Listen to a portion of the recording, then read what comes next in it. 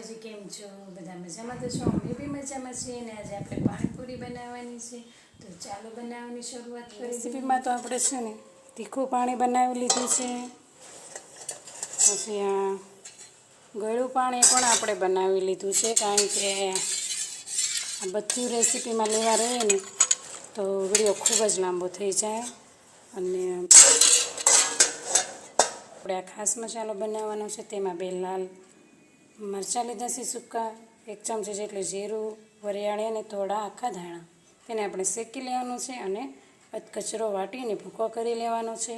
અને આપણે આ તૈયાર પૂરી લીધી છે અને આ જે પાણીપુરીનું પાણી બનાવ્યું ને તેમાં મસાલો થોડો ઉમેરી દઈશું. અને બટેકા બી બાફી લીધા છે અને ચણા બી બાફી લીધા છે. આનો પણ આપણે મસાલો બનાવી નાખીશું. તો સૌથી પહેલાં આપણે આમાં શેકી લઈએ આપણે જે ખાસ મસાલો બનાવવાનો છે તે.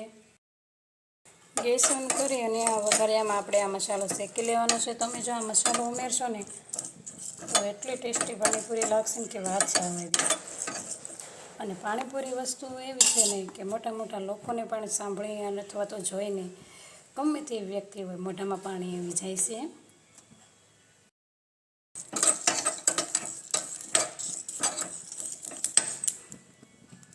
શેકાવાનો અવાજ આવી રહ્યો છે તડતડ, અને સુગંધ પણ સરસ આવી રહી છે.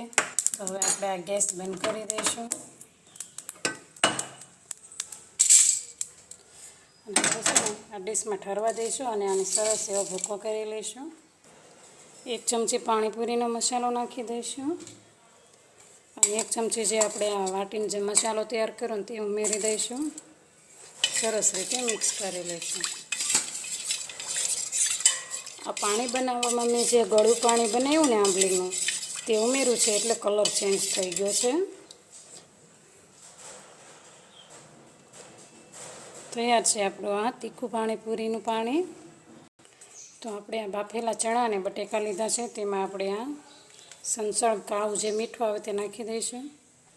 તેની સાથે જે આ સાદું મીઠું આવે તે ઉમેરી દઈશું સ્વાદ પ્રમાણે. તેની સાથે આપણે લાલ મરચું પાવડર ઉમેરી દઈશું અને હાથની મદદથી સરસ રીતે મિક્સ કરી લઈશું. તો આપણે સરસ રીતે મિક્સ કરી લીધું છે. જો તમે વધારે તીખું ખાતા હોય તો વધારે લાલ મરચું પાવડર ઉમેરી શકો છો. થોડા કાપેલા ધાણા ઉપરથી એડ કરી દઈશું. તો આપણો આ પાણીપુરીનો મસાલો બી તૈયાર છે. તો હવે પૂરી તળી નાખશું. તો આપણે આ તેલ ગરમ થવા મૂકી દીધું છે. તો હવે પૂરી તળી લઈશું. તો આપણે આ તેલ ગરમ થઈ ગયું છે, તો તેમાં આપણે આ પૂરી ઉમેરી દઈશું અને સરસ રીતે તળી લઈશું.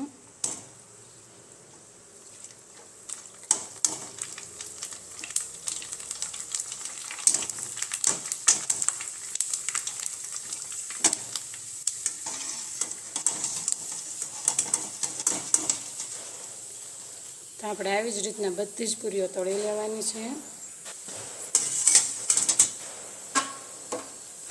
તો આપણી બધી જ પૂરીઓ તળાઈ ગઈ છે. ગેસ કરી દીધો છે બંધ.